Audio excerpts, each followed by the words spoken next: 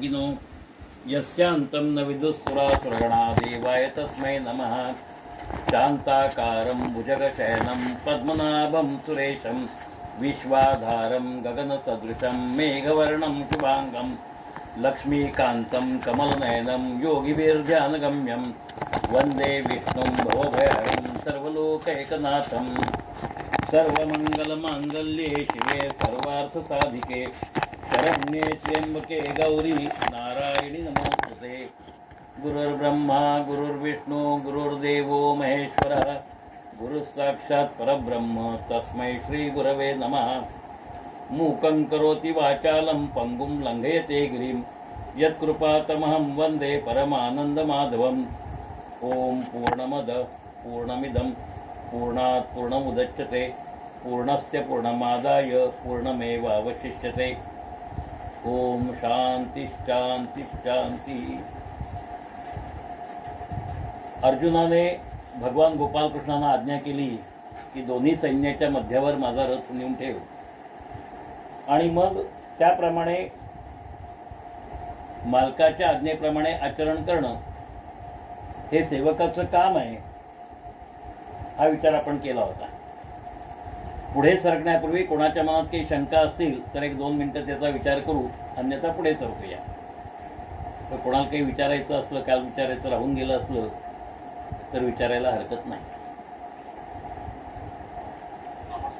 नमस्कार। हां हां हां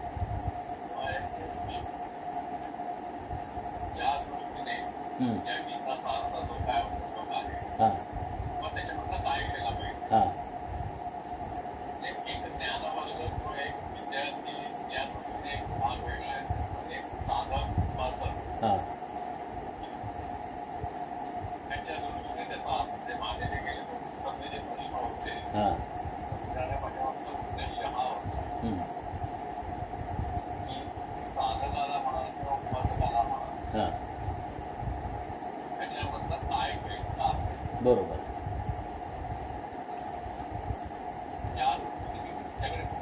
बरोबर अभ्यास वर्ग जो असेल तर तो एक पूर्ण वेगळा आहे। बरोबर आहे। एक साधक किंवा मुख्य दृष्टीने बघायचा असतो त्याचा तो एक पूर्णपणे वेगळा विचार।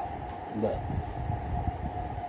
या दृष्टीने याच्याकडे कसं बघायचं, याच्यातलं काय केलं, अगदी बरोबर आहे। असं या दृष्टीने माझे जे प्रश्न होते की ते काय होते। हो हो बरोबर आहे, बघण्याचा माझा दृष्टिकोन केला की या दृष्टीने दृष्टिकोन अगदी बरोबर आहे। तो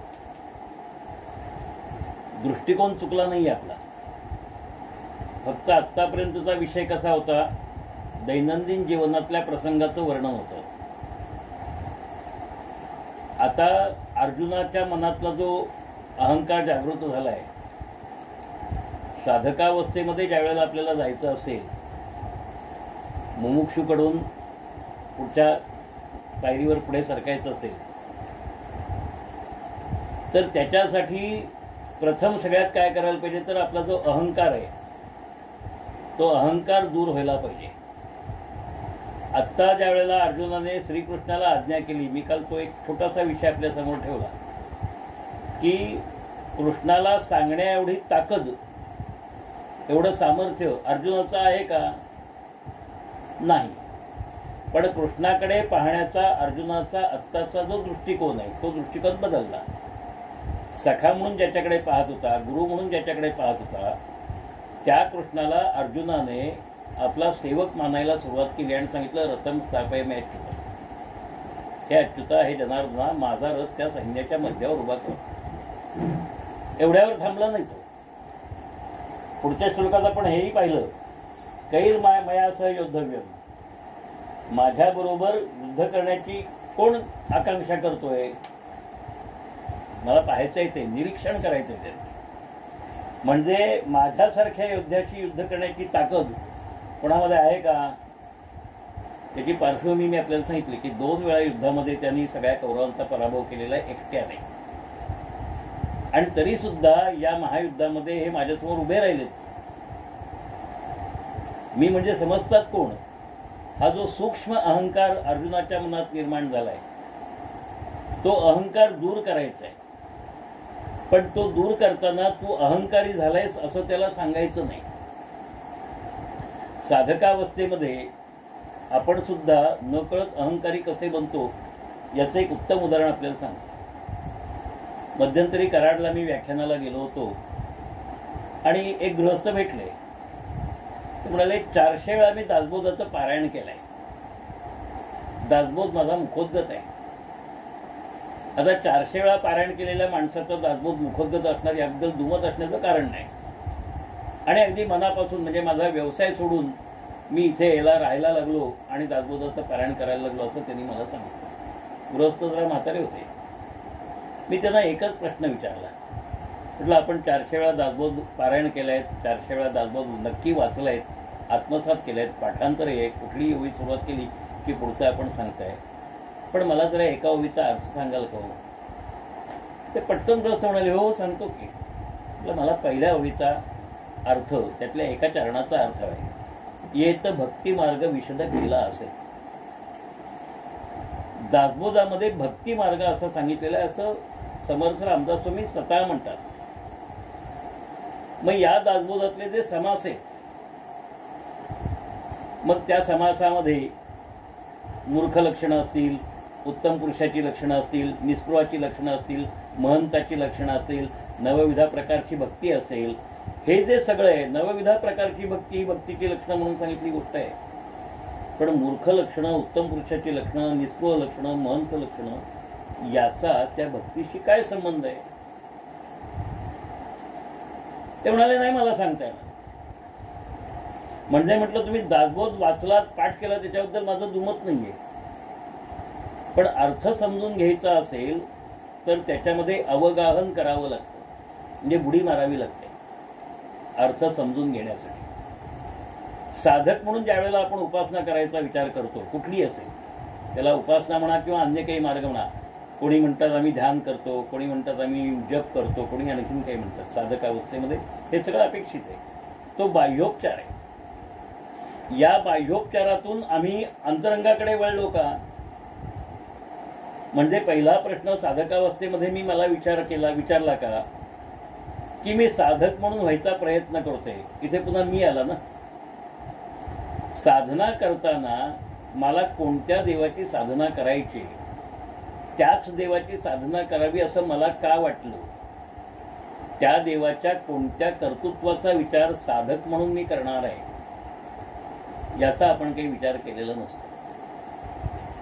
आपल्याला कोणी भेटलं आणि विचारलं काय हो साधना चालली का, की आपण पटकन हो म्हणतो. कदाचित त्याच्या पुढे जाऊन म्हणतो अहो काय करणार, आम्ही ते ठरवलंय ना, अमुक वाजता हे झालंच पाहिजे, एवढ्या माळा जपल्याच पाहिजेत किंवा दासबोधाचं पारायण झालंच पाहिजे. हा जो मी केलं हा जो भाव आहे तो साधकावस्थेत हळूहळू गळून पडला पाहिजे. पण बाह्य अहंकार कदाचित सोडता येतो. सूक्ष्म अहंकार सोडणं, स्वतःचं कर्तृत्व नाही असं मान्य करणं, ही गोष्ट अतिशय अवघड असते. एक आईचं उदाहरण मी नेहमी देतो. बरीच वर्ष आईने मुलासाठी खूप खस्ता खाल्लेले असतात, कष्ट भोगलेले असतात, अगदी तळहाताच्या फोडाप्रमाणे त्याला जपलेलं असतं.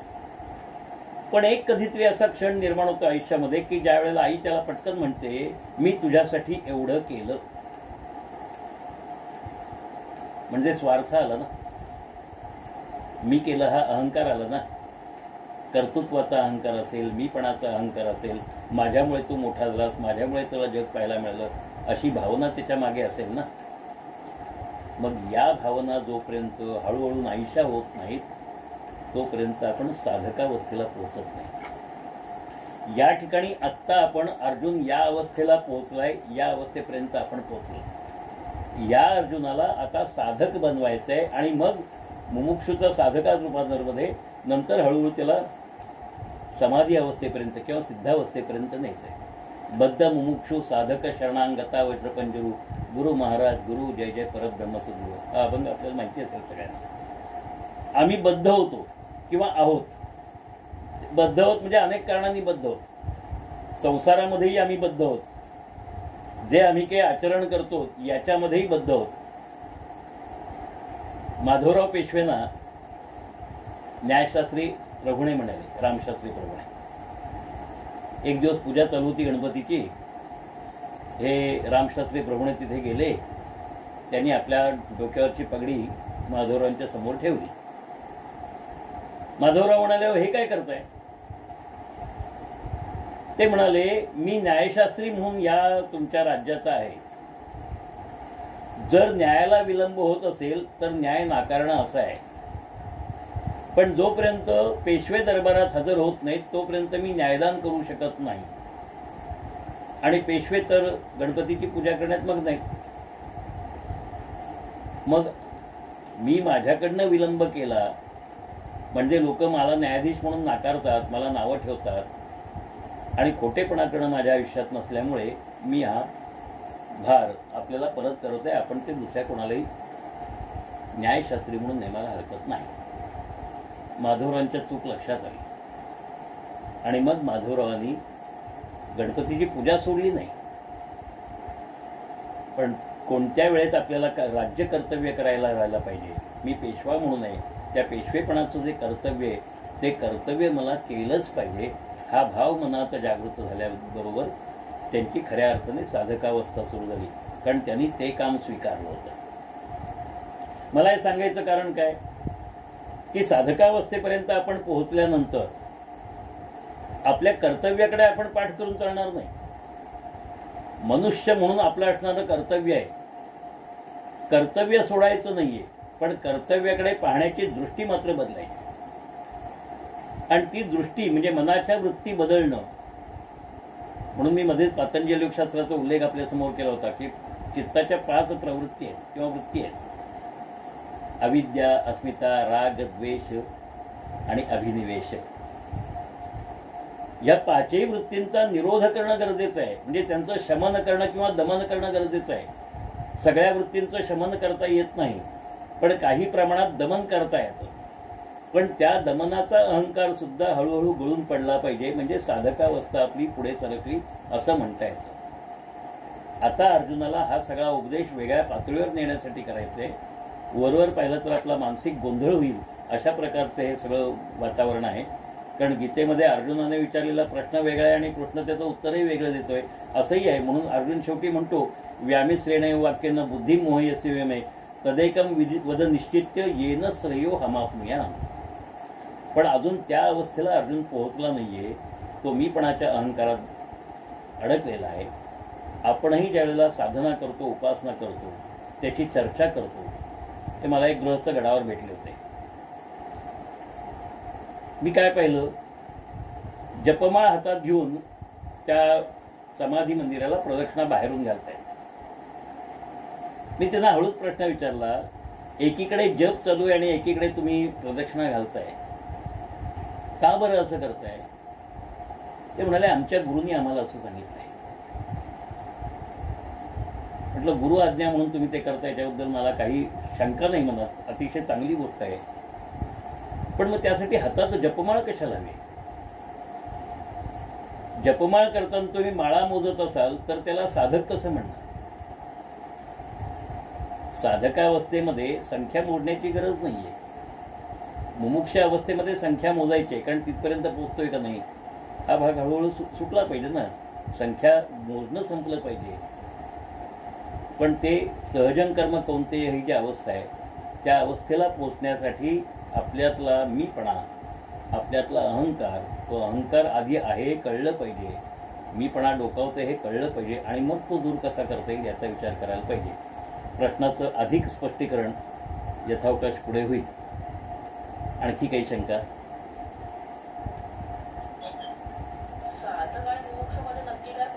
हा, फार छान प्रश्न आला.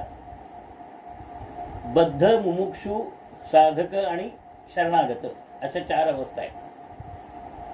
जो पूर्णपणे संसार कर्मामध्ये गुरफटलेला आहे, परमेश्वराचं नामस्मरण करत नाही असं नाही, पण पूर्णपणे त्याच्यात गुरफटलेला आहे. आणि मग काहीतरी घरातले काही कुळाचार असतात, कुळधर्म असतात, त्याचं काम करतोय, तो बद्ध आहे. म्हणजे सत्यनारायणाची पूजा करायची ठरवली की ते लागणारा प्रसाद किती करायचा, मग ब्राह्मणाला जेवायला बोलवायचं का नाही, मग दाम्पत्य भोजन म्हणजे मेहुण ज्याला आपण म्हणतो ते बोलवायचं का नाही, मग तीर्थप्रसादाला कोणाला बोलवायचं, मग आमंत्रण झाल्याशिवाय येतील का नाही लोक, हे जे सगळे प्रश्न ते बद्धाच आहेत. पण त्याला पूजा करायची, त्याला देवापुढे जायचं आहे, त्याला नतमस्तक व्हायचं आहे, त्याला कदाचित एखादी तीर्थयात्रा करायची, त्याला एखादा उपवास करायचा आहे. हे प्रमाण जसजसं वाढत जाईल, म्हणजे बद्धावस्थेकडनं संसाराकडनं हळूहळू लक्ष बाजूला होईल आणि मग हळूहळू तो अधिकाधिक याच्यात रमायला लागेल, त्यावेळेला तो मोक्ष मार्गाकडे चालायला लागला असं म्हणता येईल. की त्याला आता वाटायला लागलं की या सांसारिक कटकटीपासून आपण दूर व्हायला पाहिजे. तो मुमुक्षु झाला. पण मुमुक्ष अवस्थेमध्ये बाकी सगळ्या गोष्टी चालूच आहेत. पण आता संसाराची ओढ थोडी कमी झालेली आहे. कारण काही असतील, वार्धक्यामुळे असेल, अन्य काही कारण घडलेली असतील. म्हणजे आता संसाराचं सगळं जे काय करायचं होतं ते सगळं झालेलं आहे.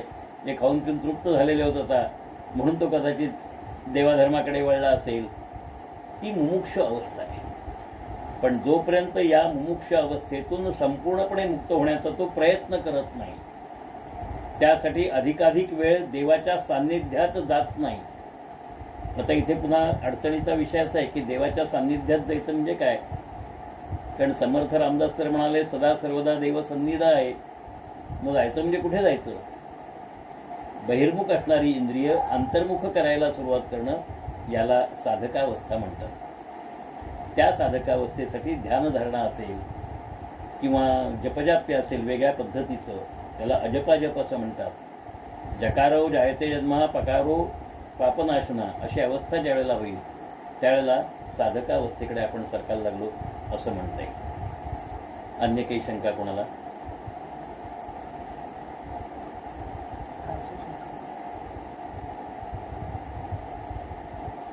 चालायचं पुढे.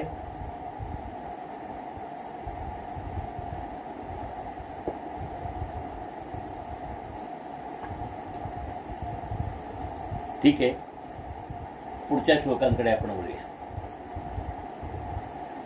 यावदेता निरीक्षेहम योद्धुकामान अवस्थितान कैर्मया सह योद्धव्यम अस्मिन् रणसमुद्यमे. अस्मिन् रणसमुद्यमे म्हणजे या संग्रामामध्ये. संग्राम कोणता आहे. पांडवांच्या बाजूने आणि कौरवांच्या बाजूने संग्रामात उतरलेले लोक राज्य कोणाला द्यायचं याचा विचार करतायत.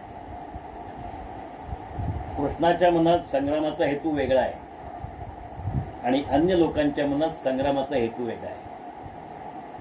थोडंसं अधिक स्पष्टीकरण आपण हेतूचं करूया. कारण हेतू कळल्याशिवाय कृती तशी करायची का नाही हे लक्षात येत नाही. या सगळ्यांचा हेतू काय. उदाहरणार्थ दुर्योधन किंवा दुःशासन, शकुनी यांचा हेतू काय. या सगळ्या पृथ्वीचे आपण स्वामी असावं, आपण राजे असावं, हा दुर्योधनाचा हेतू आहे. भीष्मांचा हेतू परवा मी थोडक्यात सांगितला की क्षत्रियाला युद्धामध्ये वीर मरण हवं असतं, म्हणजे त्याला स्वर्गाची प्राप्ती होते. म्हणजे स्वर्गप्राप्ती हा त्या क्षत्रियाचा हेतू आहे. भीष्मांसारख्या माणसाचा की मला मरण हवं आहे, पण ते मरण मला अंथरुणावर नको आहे. मला जे मरण हवं आहे ते मरण मला रणांगणावर हवं आहे. द्रोणाचार्यांचा हेतू आपण जे काही अन्न खाल्लेलं आहे त्याची अंशतः परतफेड करायची आणि म्हणून कौरवांच्या बाजूने युद्ध करायचं. ते अधर्म असले तरी सुद्धा, म्हणजे धर्म अधर्माचा विचार न करता माझ्यावर जे उपकार झालेले आहेत त्या उपकाराचा अंशतः उतराई होता येणं गरजेचं असल्यामुळे तो आहे. कर्णाने तर स्पष्ट बोलून दाखवलंय की तू मला मित्र मानलायस, माझा मित्र आहेस, मग तू जे मला सांगशील ते मी तुझ्यासाठी करेन. म्हणजे कर्णाचा हेतू अतिशय स्पष्ट आहे. म्हणजे जणू काही गुलाम असल्यासारखं कर्माचं आचरण असणार आहे. इकडे पांडवांच्या बाजूला युद्धाचा हेतू काय. धर्माच्या मनातला हेतू धर्म स्थापना किंवा अधर्माचा उच्छेद हा धर्माच्या मनातला हेतू आहे. भीमाचा हेतू भीमाने प्रतिज्ञेमध्ये स्पष्ट केलाय. ज्याने द्रौपदीच्या केसाला हात लावलेला आहे त्याच्या रक्ताने तिची विणी घालेल. हा त्याचा हेतू आहे, स्पष्ट हेतू आहे. अभिमन्यूचा हेतू काय? पुत्र म्हणून माझं जे कर्तव्य आहे या युद्धामध्ये मला जे जे करता येईल ते मी करणार आहे. आणि आमचं जर कोणी काही हिरावून घेत असेल, आमचा अधिकार, आमची संपत्ती कोणी हिरावून घेत असेल बळजबरीने किंवा वेगळ्या मार्गाने, खोटेपणाने, तर आम्ही ते होऊ देणार नाही. त्यासाठी आमचा प्राण गेला तरी चालेल, आम्ही ती परत मिळवू, असे हेतू घेऊन ते सगळे लढत आहेत. अर्जुनाचा हेतू काय? युद्धामध्ये मी धनुर्धर आहे, माझ्यासारखा श्रेष्ठ धनुर्धर कोणी नाही, हे तर लोकांसमोर ठेवायचंच आहे. पण माझ्या दादाचं केलेलं वैभव त्याला परत मिळवून द्यायचं आहे. नुसतं दादाचं वैभव परत मिळवून द्यायचं आहे असं नाहीये, तर माझ्या पत्नीची जी विटंबना झालेली आहे त्या विटंबनेचाही मला सूड घ्यायचा आहे म्हणा, किंवा त्याचा बदला घ्यायचा आहे म्हणा, नाव काही द्या, पण हे करायचं आहे मला. या प्रत्येकाचा हेतू हा भौतिक सुखाशी निगडीत आहे किंवा दुःखाशी निगडीत आहे. आणि भगवंताचा हेतू काय, म्हणजे गोपालकृष्णाचा हेतू काय? त्यांनी स्पष्ट पहिल्यांदा सांगितलं, मी हातात शस्त्र धारण करणार नाही. पण अर्जुनाने सांगितलं, तू माझ्या रथाचं सारथी होतो, म्हणाला चालेल. आता रथाचं सारथ्य जो स्वतः राजा आहे, ज्यांनी जरासंधासारख्यांचा पराभव केलाय, ज्यांनी कंसाला बुकलून मारलाय, अनेक राक्षस लहानपणापासून ज्यांनी मारले, त्याने सारथ्य कर्म स्वीकारणं हे आपल्याला योग्य वाटतं का? त्याच्या पदाचा, त्याच्या प्रतिष्ठेचा, त्याच्या ताकदीचा, त्याच्या सामर्थ्याचा विचार करता कृष्णासारख्याने अर्जुनाच्या रथाचं सारथ्य स्वीकारणं हे आपल्या लौकिक दृष्टीला हे योग्य वाटेल का? याचं उत्तर स्पष्टपणे नाही असं आहे की आम्हाला हे पटतच नाही. मग तरी कृष्णाने ते का स्वीकारलं? भागवतातल्या एका प्रसंगाकडे आपलं लक्ष वेधू इच्छितो. जरासंधाने मथुरेवर स्वारी करायचं ठरवलं, कारण कंसाचा वध कृष्णाने केलाय आणि तेवढ्यावर तो थांबलेला नाहीये. तर या सगळ्या उग्रसेनाला राज्याभिषेक करून त्याला राज्य दिलंय आणि तो मथुरेत आहे. ज्या कृष्णाने कंसाचा वध केलेला आहे त्या कृष्णाला मारायचं आहे, हा त्याचा हेतू आहे. हा हेतू घेऊन जरासंध ज्या वेळेला आक्रमण करायचं ठरवतो त्यावेळेला सगळे लोक म्हणायला लागतात की आपल्याला याचा त्रास उगाच आहे. म्हणजे ज्या कृष्णामुळे त्यांचा राज्याकडनं होणारा जो त्रास आहे, छळ आहे, तो कमी झालेला आहे. तो त्यांना छळ कमी केला कृष्णाने हे दिसलं नाही, पण आता कृष्णामुळे आपल्या राज्यावर संकट आलं याची जाणीव त्यांना झालेली असल्यामुळे प्रत्यक्ष बोलू शकत नाहीत कृष्ण चालता हो म्हणून, पण वेगळ्या मार्गाने आपण उगाच त्याच्यात भरडले जाणार आहोत, आपलं नुकसान होणार आहे, आपण मरणार आहोत, आपल्याला खायला प्यायला मिळणार नाही, अशी भूमिका या सामान्य माणसाने घेतली होती. पण कृष्णाला जरासंधाच्या संदर्भात एक विचार करायचा होता, म्हणून त्यांनी बलरामाला काय सांगितलं, दादा आपण दोघं लढणार आहोत, तुम्ही सेनापती आणि मी तुमचा एकमेव सैनिक, समोर कितीही अफाट सैन्य असू देत, आपण दोघांनी लढायचं आहे आणि तुम्ही जी आज्ञा मला द्याल ती बलराम दादा मी त्याप्रमाणे आचरण करेन. बलराम विचार करतोय, आजपर्यंत हा मला आज्ञा देत होता असं कर तसं कर, आणि आता या युद्धामध्ये हा असं काय म्हणतोय तुम्ही आज्ञा करा मी वागेन म्हणून. तो म्हणाला ठीक आहे चालेल. कृष्ण म्हणाला पण दादा आणखी एक अट आहे. तो म्हणाला आता काय? अगदी छोटीशी अट आहे. अट अशी आहे की जरासंधाला मारायचं नाही, बाकी सगळ्यांना मारलं तरी चालेल, जरासंधाला जिवंत ठेवायचा. तर बलरामाने विचारलं असं का बरं? तर कृष्ण त्याला सांगतायत आपला अवतार कशासाठी आहे? आपण इथे आलो ते अधर्माचं उच्चाटन करण्यासाठी. अवताराचा हेतू निश्चित आहे. अव अधिक ध्रुव म्हणजे वरून खाली येणं. नाथांचे एक गवळण आहे, दाजीबाच्या वाड्यात गडबड झाली, दाजीबाच्या वाड्यात गडबड झाली, दाजीबाच्या वाड्यात गडबड झाली, माडीवरची मंडळी खाली आली, माडीवरची मंडळी खाली आली, माडीवरची मंडळी खाली आली, आली आली ओ भागाबाई, आली आली ओ भागाबाई. म्हणजे मी खाली कशासाठी आलोय? या कामासाठी आलोय. प्रत्येक राक्षसाला त्याच्या घरात जाऊन मारणं हा जन्म पुरणार नाही. पण एका वेळेला सगळे एकत्र आले तर त्यांना मारणं सोपं आहे. तेवढं सामर्थ्य आपल्यात नक्की आहे. मग जरासंधाला जिवंत ठेवलं तर काय होईल? तो सुडाच्या भावनेने पेटला असल्यामुळे तो पुन्हा काही राक्षस गोळा करेल आणि आपल्यावर हल्ला करेल. म्हणजे राक्षसांना गोळा करण्याचं काम आपल्याला करावं लागणार नाही. आणि हे राक्षस अधर्म करणारे जे लोक असतील जरासंधाच्या बाजूचे, त्यांना एका रणांगणात आपण खलास करू, पण जरासंध नाही. 17 वेळा जरासंधाला जिवंत सोडलंय आणि 18व्या वेळेला कृष्णाने त्याला मारलं नाहीये, भीमाने त्याला मारलंय. आता हा हेतू घेऊन जो कृष्ण जन्माला आलेला आहे त्याने सारथ्य कर्म कशासाठी स्वीकारलंय? अर्जुनाचं सारथ्य हा दुय्यम विषय आहे. रणांगणावर प्रत्यक्ष बघायचं आहे काय घडतंय ते, आणि त्याचा हेतू जन्माचा त्याने सांगितलेला आहे. तो पुढे सांगितलेला आहे, यदा यदा हि धर्मस्य ग्लानिर्भवति भारत अभ्युत्थानम अधर्मस्य तदात्मानं सृजाम्यहं परित्राणाय साधूनां विनाशाय च दुष्कृतां धर्म संस्थापनार्थाय संभवामि युगे युगे.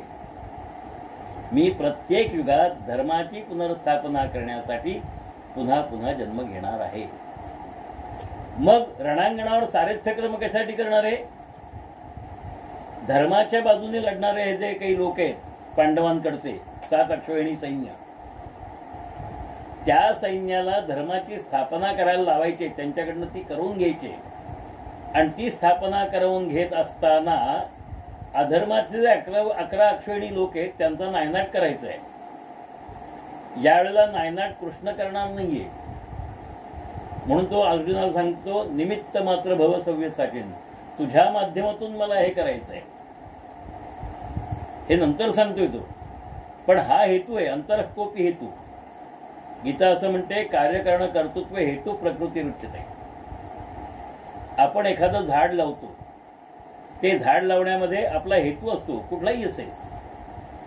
सुरुवातीला तो हेतू कदाचित वैयक्तिक स्वार्थासाठी असेल, कालांतराने तो हेतू मोठा होत जातो आणि मग त्याची फळं कदाचित इतरांना मिळत असतील, पण कोणाला तरी त्याचं फळ मिळावं हा हेतू घेऊन झाड लावलेलं असतं.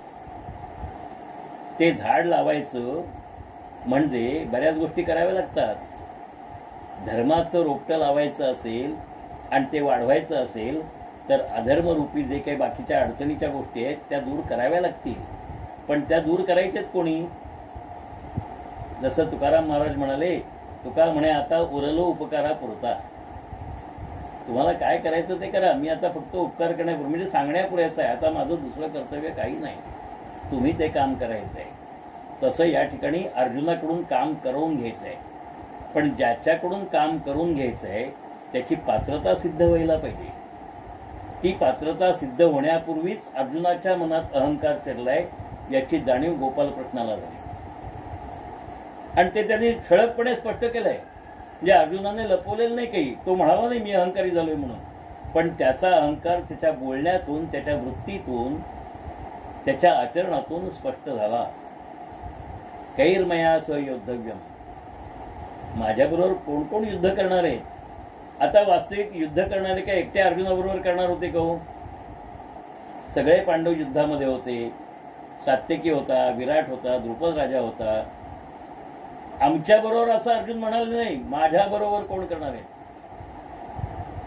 माझ्या एवढी ताकद आहे का कोणाकडे? माझ्या एवढी क्षमता आहे कोणाकडे? म्हणजे त्याचा पूर्वानुभव त्याला अहंकारी बनवतोय.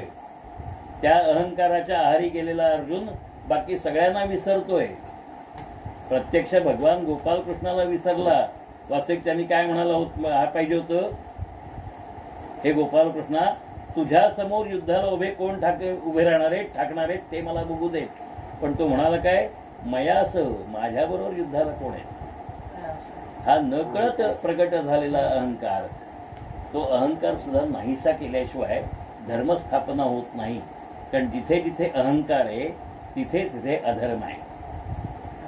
म्हणून या अहंकाराचा नाश करायचा असेल तर अर्जुनाची वृत्ती जी आहे ती अजून प्रकट व्हायला पाहिजे. कृष्ण म्हणाला, ठीक आहे, तू सांगशील तसा मी वागणार आहे, कारण मी आता तुझा सेवक आहे. वास्तविक पाहता कृष्णाने अर्जुनाला ह्या गोष्टी सांगणं की मी तुझा सेवक आहे, किंवा अर्जुनाने त्याच्याकडे दुर्लक्ष करून सेवकासारखं त्याला वागवणं आणि आज्ञा करणं हे चुकीचं आहे. पण एकदा का अहंकाराचं बीज मनात रुजलं की माणसाचं पतन व्हायला वेळ लागत नाही. साधकावस्थेमध्ये अहंकार आपल्यात शिरत नाही ना, याची खूप मोठी काळजी घ्यावी लागते. बद्धावस्थेमध्ये अहंकार मोठा असतो, मुमुक्ष अवस्थेमध्ये अहंकार वर खाली होत असतो, पण साधका अवस्थेमध्ये तो अजिबातच राहणार नाही, किंबहुना क्रमाने कमी होत जाईल. यासाठी धडपड करावी लागते, याचा प्रयत्न व्हावा लागतो. म्हणून व्यष्टीचं रूपांतर समष्टीमध्ये करावं लागतं.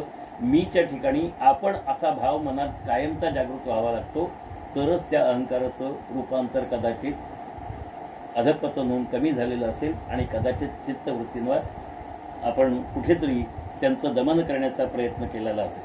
अर्थात इंद्रिय दमन हे 100% सत्य होतच असं नाही. विश्वामित्रांचं परवा मी उदाहरण सांगितलं. एवढा मोठा तपस्वी, इंद्रिय दमन करणारा, पण शेवटपर्यंत इंद्रियांचं दमन करता आलं नाही. इंद्र सातत्याने अहंकारी झालेला आपण पाहायला मिळतो. किंबहुना इंद्राचं जे काही पात्र आपल्या समोर येतं, पुराणांच्या माध्यमातून असेल किंवा अन्य मार्गाने, तर इंद्रा कायम दादागिरी करणाराच आहे. मी आणि माझं राज्य मनात कायम संशय. काय माहितीये का, आपल्याजवळ काही असलं की त्याच्या रक्षणाचा विचार सुरू होतो आणि मग त्या रक्षणाच्या कार्यामध्ये मूळ विषयाकडे दुर्लक्ष होतं. एक छोटीशी कथा पुन्हा साधूची सांगतो. एक साधू महाराज होते. वनामध्ये बसायचं, आपलं काय जपजाप्य असेल तो करायचं, तपश्चर्या करायची चालू होतं. एक दिवस एक उंदीर त्यांची जी छाटी असते, लंगोटी असते, ती खातो, तुरचडतो. साधूच्या मनात विचार येतो की ही लंगोटी त्या उंदराने खाल्ली, त्या उंदराचा बंदोबस्त केला पाहिजे. नकळत साधूच्या मनामध्ये वैषयिक भाव निर्माण झाला. वैषयिक भाव कोणता? लंगोटीमध्ये. उंदराने माझी लंगोटी खाल्लीये, तर ती लंगोटी वाचवली पाहिजे, हा वैषयिक भाव. म्हणजे त्या लंगोटीबद्दलचं प्रेम. नक्की नाशवंत असणारी ती वस्तू असताना सुद्धा त्याच्याबद्दलचा भाव मनात जागृत झाला. मग त्या उंदराचा बंदोबस्त करायचा म्हणजे आपण मारायचं नाही त्याला. मग काय करायचं? त्याच्यासाठी एक मांजर पाळलं. म्हणजे काय म्हणायचं, उंदराला मारायचं म्हणून मांजर आणलं. प्रश्न असा निर्माण झाला, मांजराने उंदीर खाल्लं, पण आता मांजराला खायला काय घालायचं? तपश्चर्या करणाऱ्या साधूचं लक्ष कुठे गेलं? माझी लंगोटी वाचली, उंदराचा त्रास नाहीसा झाला, पण आता मांजराला खायला तर घातलं पाहिजे. त्यांनी आपल्यावर उपकार केलेत आणि आपण त्याला पाळतो, म्हणून त्याचं चित्त तपश्चर्याकडून मांजराकडे वळलं. आता मांजराला खायला प्यायला काय घालायचं म्हणजे त्याला दूध द्यायला पाहिजे, म्हणून त्यांनी एक गाय आणली. आता गाय आणल्यानंतर पुढचे प्रश्न सुरू झाले. त्या गायीचा सांभाळ कसा करायचा? म्हणजे तपश्चर्या वगैरे सगळं बाजूला पडलं, जपजाप्य सगळं बाजूला पडलं आणि काय सुरू झालं? गायीचा शेणगोठा, गायीला खायला प्यायला घालणं, तिचं दूध काढणं, त्या मांजराला घालणं. आता एवढं सगळं करायचं, मग आपल्याला जपाला वेळ कुठे मिळणार? म्हणून गायीच्या बरोबर एक बाई आली आणि त्या साधूचा संसार सुरू झाला. साधके वस्तीकडून बद्धावस्थेकडे कसा वळला त्याचं त्यालाच कळलं नाही. हा धोक्याचा इशारा असतो. अहंकाराचा प्रवेश मानवी मनातला हा धोक्याचा इशारा असतो. आपल्या बळाचा गर्व होणं हा धोक्याचा इशारा असतो. हा धोक्याचा इशारा अर्जुनाला कळलेला नाहीये. आपण रथात इथे कृष्ण बसलेला असतो, त्याच्यासमोर आपण अशा प्रकारे भाषा करणं हे चुकीचं आहे. हे अर्जुनाच्या लक्षात आलं नाही, म्हणून तो पटकन बोलून गेला, कैर्मया सह युद्धवे, माझ्याबरोबर कोण युद्ध करणार आहे ते तरी बघू देत. म्हणजे जणू काही मीच सगळं काही करणार आहे. त्याचं कारण आधीचा अनुभव. अनुभवाने माणसाने शहाणं व्हायचं असतं, पण अनुभवाने माणसाने अहंकारी बनलेला हा अर्जुन तो पटकन विचारतोय, या रणाच्या रणांगणामध्ये अस्मिन रणसमुद्यमे, हा जो उद्योग आहे युद्धाचा उद्योग, तो माझ्याबरोबर कोण करू इच्छितात त्यांचं मला निरीक्षण करायचंय. पाहायचं नाहीये, नुसतं निरीक्षण करायचंय. म्हणजे कोण कोणाचं सामर्थ्य आहे, कोणाचं मर्मस्थान आहे, कोणाला कुठे कोणत्या बाजूनी घात केला तर तो नाहीच होईल, याचंही निरीक्षण. अर्थात एक योद्धा म्हणून करणं गरजेचं आहे, पण तो ते बोलून दाखवते. म्हणजे अहंकाराबरोबर माझ्यासारखा श्रेष्ठ कोणी नाही, माझ्यासारखा विचारी कोणी नाही, माझ्यासारखा बुद्धिमान कोणी नाही. हे सगळे अहंकारावर येणारे विकार, मद मत्सर दंभ लोभ वगैरे हे सगळे अर्जुनाच्या मनात प्रवेश करायला लागलेले आहेत. पुढे तो म्हणतोय योत्समानान अवेक्षेयम ये ते समागता धार्तराष्ट्रस्य दुर्बुद्धेर युद्धे प्रिय चिकीर्षवः. आता पुढची स्टेप, पुढचा टप्पा अर्जुनाने गाठला. आत्तापर्यंत तो काय म्हणत होता, माझ्याबरोबर युद्धाला कोण तयार आहे, म्हणजे मी किती मोठा आहे हे तो म्हणत होता. पण आता तो काय म्हणतोय, या युद्धामध्ये धृतराष्ट्राच्या बाजूने म्हणजे त्याच्या पुत्राच्या बाजूने जे उभे राहिलेले आहेत ते दुर्बुद्धी कोण कोण आहेत ते मला बघू देत. आता हे शब्द वापरताना दुर्योधनाच्या बाजूला पितामह भीष्म असणार आहेत, गुरु द्रोणाचार्य असणार आहेत, आचार्य कृपाचार्य असणार आहेत, हे त्याला माहिती आहे. पण अहंकाराने आंधळा झालेला अर्जुन दुर्बुद्धे म्हणून त्यांचा उल्लेख करतोय. कोणत्या टोकाला अर्जुनाचा अहंकार गेला. अर्जुना श्रेष्ठ साधक जरूर होता, भगवान गोपालकृष्णाचा सखा आहे, आणि अशा माणसाला योग्य वेळी जर आवर घातला नाही तर तो माणूस मोठ्या प्रमाणात अधर्म करतो याची जाणीव गोपालकृष्णाला आहे, ती अर्जुनाला नाहीये. म्हणून त्यांनी ज्या वेळेला म्हटलं धार्तराष्ट्रस्य दुर्बुद्धेर, या धृतराष्ट्राकडे त्याच्या बाजूने युद्ध करायला कोण कोण दुर्बुद्धी जमा झालेले आहेत ते मला पाहिजे, त्यांचं निरीक्षण करायचं. म्हणजे हे सगळे दुर्बुद्धी आहेत, दुष्टबुद्धीवाले आहेत हे त्यांनी ठरवून टाकलं. आता समोरचा माणूस दुष्टबुद्धीचा आहे का चांगल्या बुद्धीचा आहे हे ठरवण्याचा अधिकार अर्जुनाला दिला कोणी. पण त्याला वाटलं माझ्यासारखा बुद्धिमान दुसरा कोणीच नाही, त्यामुळे मी म्हणेन तेच बरोबर. का, मी एकटा सगळ्यांचा पराभव करू शकतो. हा अहंकार त्याच्या जोडीला आहे. त्या अहंकाराच्या जोडीला दर्प आलेला आहे, अभिमान आलेला आहे. त्याच्या जोडाला बळाचा आणि बुद्धीचा दोन्हीचा गर्व आहे. त्याच्या बाजूला माझ्या पाठीशी गोपालकृष्ण आहे, मी कशाला विचार करू, अशा प्रकारची भावना आहे. माझ्यासारखा श्रेष्ठ भक्त कोणी नाही म्हणून माझ्या रथावर गोपालकृष्ण सारथी म्हणून बसलाय, हाही अहंकार त्याच्या मनात आहे. वास्तविक पाहता भीष्माचार्य म्हणजे पितामह भीष्म हे गोपालकृष्णाचे निस्सीम उपासक आहेत, भक्त आहेत. पण अर्जुनाला वाटतंय माझ्यासारखा श्रेष्ठ भक्त कोणी नाही, माझा सखा आहे गोपालकृष्ण. आणि मग म्हणतात ना की समर्था घरीचे श्वान त्यासी सर्वही देती मान, तैसा तुझा म्हणायचं दिन हा अपराध कवणाचा. व्यंकटेश स्तोत्रामध्ये वाक्य आहे. गोपालकृष्ण माझा सखा आहे म्हटल्यानंतर माझ्याकडे वेगळ्या वाईट नजरेने पाहण्याची कोणाची हिंमत आहे, तोही अहंकार आहे ना. एक उदाहरण असं कोकणात देत असत लोक, भरलेल्या बैलगाडीच्या खालून कुत्रा चालत असे मालकाचा, त्या कुत्र्याला वाटत असे माझ्यामुळेच गाडी चालली. आता गाडी चालवणारे बैल आहेत घेऊन जाणारे, वरती बसलेला माणूस वेगळा आहे, पण हा खालून चालतोय ना, तो अशा आविर्भावात चालतोय माझ्यामुळे गाडी चालली. हे त्या अर्जुनाला कळलं नाही, कारण अहंकाराने त्याच्या बुद्धीचं मातेरे करून टाकलेलं आहे. हा अहंकार कमी करायचा आहे, आणि तो अहंकार कमी करायचा असेल तर एकदम त्याला सांगून चालणार नाही, तू अहंकारी आहेस, तुला एवढं कसं कळत नाही असं बोलून चालणार नाही. तो वादविवाद घालत बसेल आणि मग वितंडवाद होईल.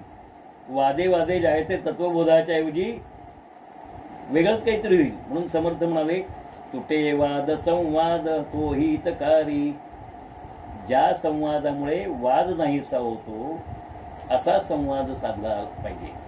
तो संवाद साधायचा असेल तर साधकावस्थेमध्ये प्रभूशी, ब्रह्मरूपाशी, आत्मरूपाशी संवाद साधण्याचा प्रयत्न करायला पाहिजे. बद्ध माणूस हा संवाद साध्य करू शकत नाही.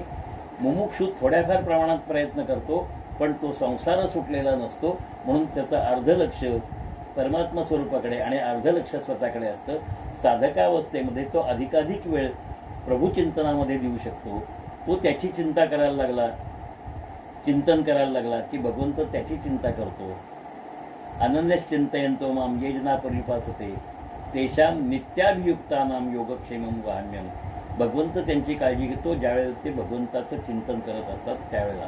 पण साधकावस्थेकडून या शरणागत अवस्थेकडे जाईपर्यंत ते शक्य होत नाही. म्हणून बद्ध माणूस भगवंताचं चिंतन फारसं करत नाही. साधक माणूस किंवा मुमुक्षू माणूस थोड्याफार प्रमाणात चिंतन करतो.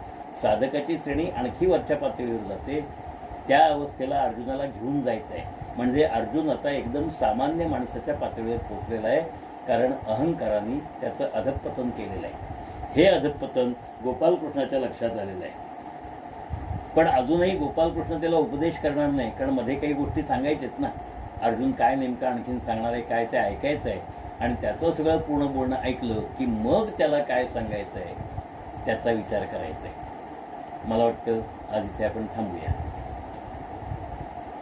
आता विश्वात्मके देवे येणे वाग्यज्ञी तोषावे, तोषो निमज द्यावे कसाय दान हे.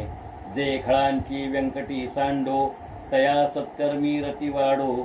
भूता परस्परे पडो, मैत्र जीवांचे दुरितांचे तिमिर जाओ.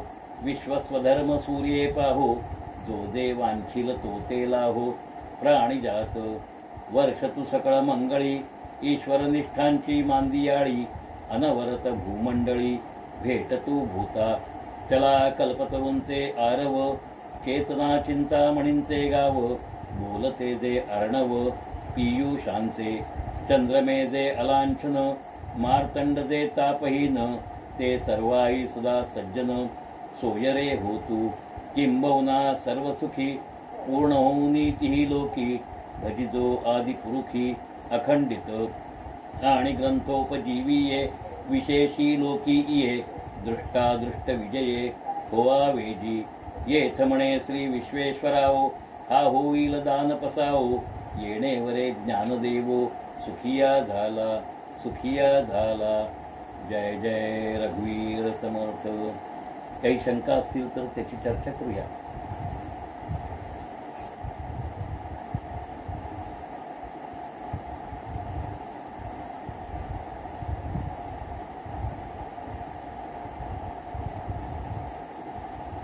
आहे काही शंका कोणाला?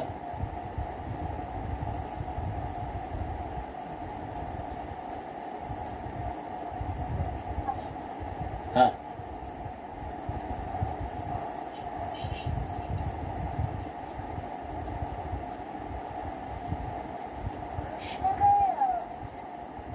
हा,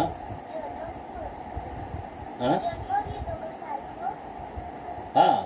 प्रत्येक युगात जन्माला येतो, अवतार धारण करतो आणि जन्माला येतो.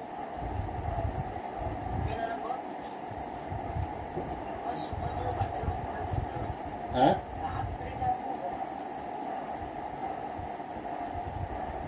आणखी काय?